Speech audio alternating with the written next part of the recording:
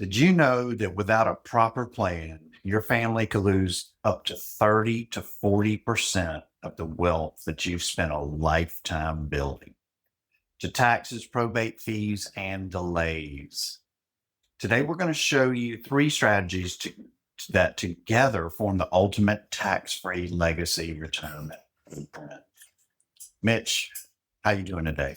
Doing good, Stewart. Happy to be here. Welcome back, everybody, to Clearpath Retirement Radio.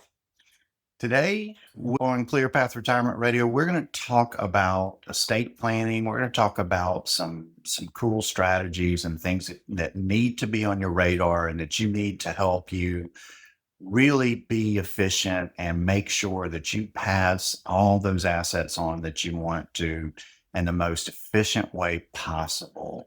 And we're also going to talk about being tax efficient in retirement, which, after 2.5 decades of helping people retire, I have just realized that tax planning is so critical, Mitch. And if you aren't tax efficient, then it can really, really throw a monkey wrench in your plans. And so today we're going to talk about things that you can do to help you avoid that.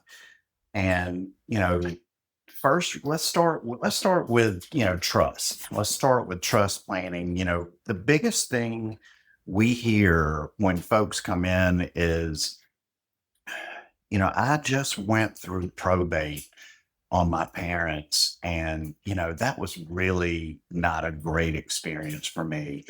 And I would really like let's talk about ways that we can help our children to make sure that they avoid all of that. And, the best way that we found is to do something called a living revocable trust. And a living revocable trust is a very simple, tool that you can do to help. And just really what it's going to do is a lot of things for you. It's a very powerful tool. And that tool will help you not only, avoid probate, which is the number one thing that people want to do, but it's also going to keep that process private. And, we have a lot of clients who are very private people, and they just don't understand that if you leave it to someone in the will, it is not a private deal. And that is public knowledge, and that can be an issue. We've had clients, come in that tell us that they were left significant assets in the will. And, they didn't understand that that was public knowledge. And so the minute they inherited those assets and they finally got distributed by the probate court to them, they started getting all kinds of phone calls, started getting emails, started getting weird texts, people pitching them, investment ideas, people, scams, fraud, that sort of thing. And that is not something you want to be dealing with.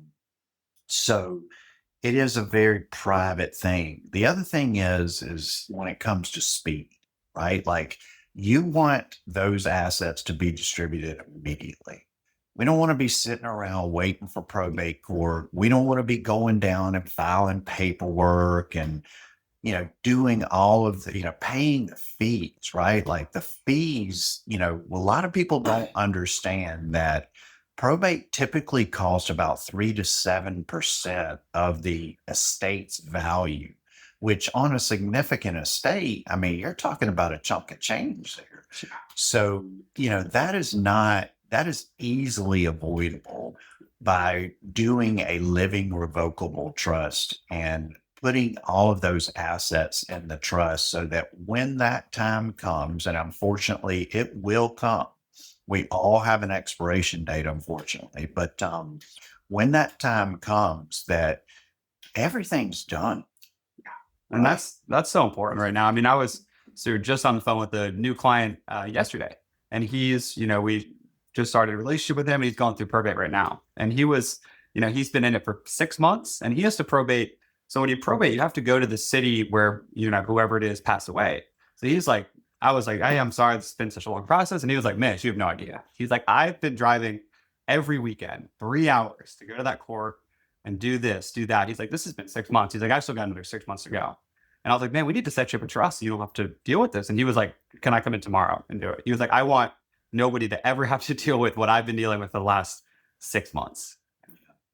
Yeah. And you know what's surprising is people think that these trusts are, again, like we've said this before, when I was a kid and someone said trust, I mean, I was like, ooh, trust fund. Right. Yeah. What? Are you kidding me? Like, and it's not that complicated, man. It can be extremely simple.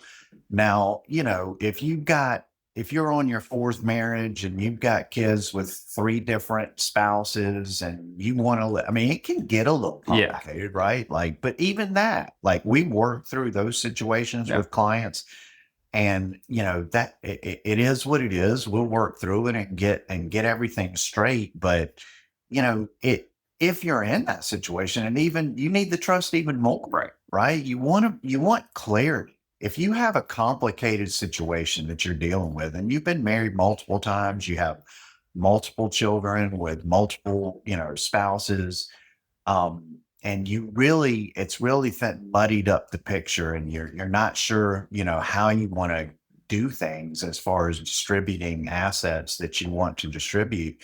A trust can clarify all of that and make it crystal clear. And I tell you, trusts are so reasonable now. Like, this used to be a $4,000 to $6,000 project. Easy. And, we're able to execute a living revocable trust for our clients for, under $2,000 and get that thing done. And, basically what the trust process is you sit down and you're going to spell out in very, very detailed language, exactly how you want your assets to be distributed upon your death. And, a lot of couples come in and they're like, well, we have everything, where, we've got our beneficiaries set up, and we've got each other on everything. And so we think we're good. And maybe you are good as long as one of you are alive. But what happens when the second one of you passes? When that second person passes, then things get complicated. And if you just have a will, which a lot of people think a will is good, and that's going to somehow avoid probate, I'm here to tell you, wills do not avoid probate. They are the probate document. They are what the probate judge is going to use to determine how to distribute your assets when it finally gets in front of them after a year. And so, it is not, you are not good if you just have a will. What is much, much better is to sit down and take the time to spell this stuff out inside the living revocable trust, and to have that trust established, right? That's the first step. Right. What the other thing I want to point out is that, a lot of people are confused about this, but when you do a living revocable trust, you're really doing a will as well. Right. They're inside that living revocable trust is something called a pour over will. And what that pour over will does is it is a catch-all for assets that you just don't, retitle or make the trust the beneficiary of. So if you do miss something, it will get caught by that pour over will. Now that will still have to go through probate, but at least it still gets distributed the way that you wanted it to in the trust. So, it is a will and a trust, but the big confusion we see is, okay, now I've established a living revocable trust, right? What next? How do I fund this trust? And that's a little confusing language, isn't it? It is.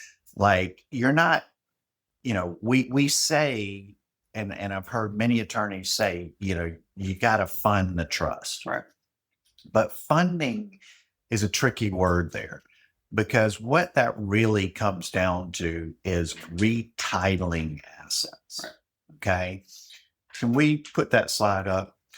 So to, retitle assets, what that means is, there's two ways to fund a trust, right? And I'm doing the Air quotes. parentheses quotes for those who are listening to us on just audio. But to fund a trust, what you do is you either one, retitle the asset into the trust name, Right. or you make the trust the beneficiary. This can get very confusing. We have a slide up on the screen right now for you folks to understand, what assets you retitle and what assets you make the trust the beneficiary of.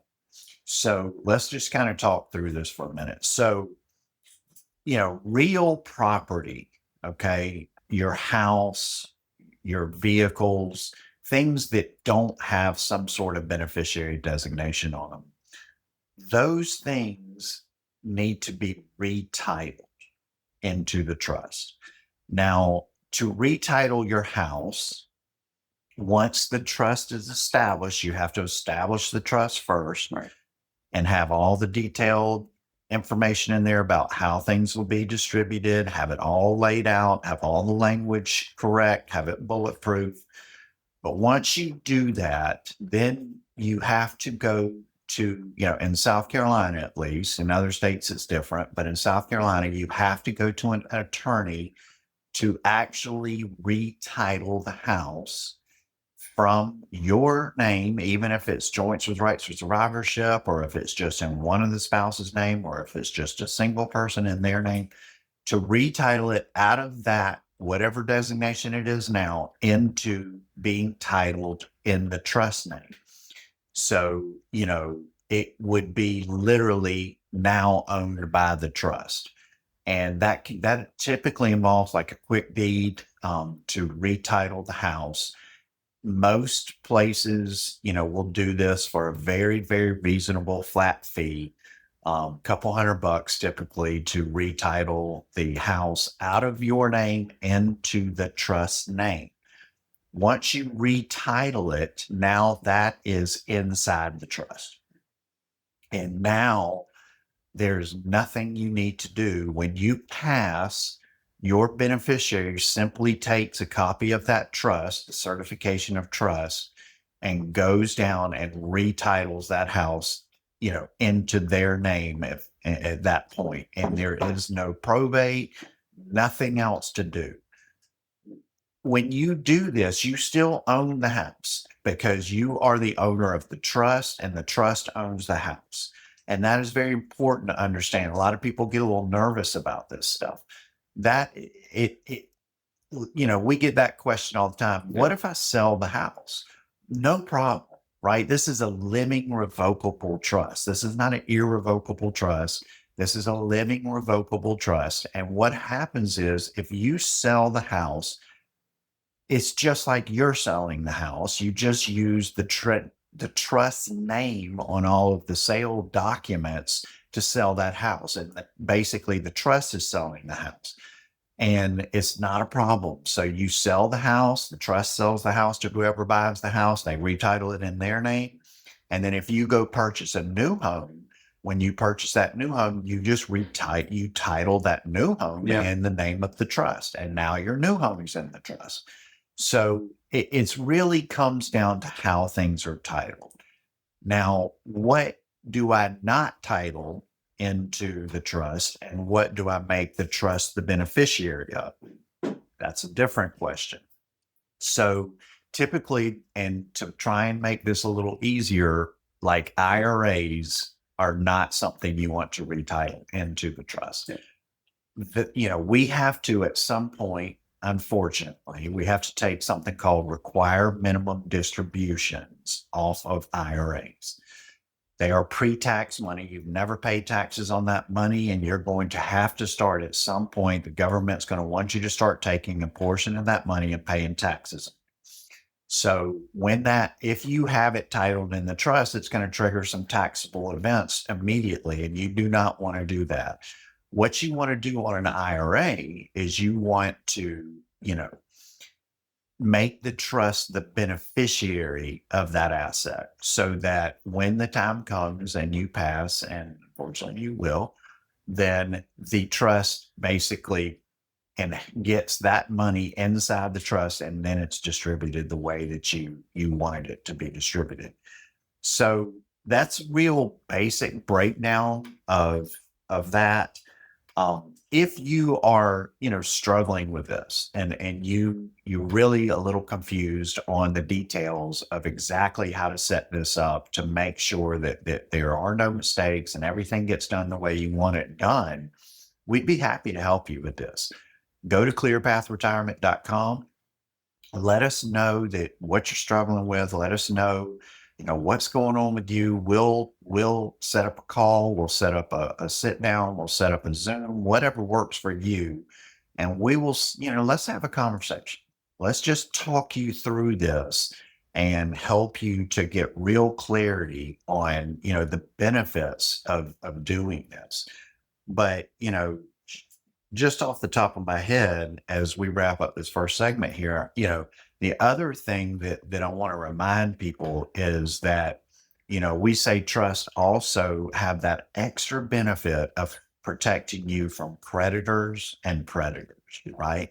So if you have your home inside the trust and someone tries to commit fraud against your home, your titles, somebody tries to, pull some fraud, title fraud, or they try to do, it's almost impossible to do that when that house is protected by that extra layer of protection and as far as the trust goes. And without actually having a copy of that trust, it's really impossible for them to do that. So, the other thing is, if someone sues you, if you are in a particular profession or you're in your business is a highly litigious type of environment where you worry about getting sued or anything like that, having your assets in the trust is really a wonderful thing to do, because then you can breathe easy knowing if someone does sue you that they can't get to those assets and creditors cannot get to those assets. And that's very important for a lot of people. Again, clearpathretirement.com. If you have questions about this, you're confused, you need help, come see us, come talk to us. Let's have a conversation. And guys, we will be right back with our next segment. We're going to continue this conversation.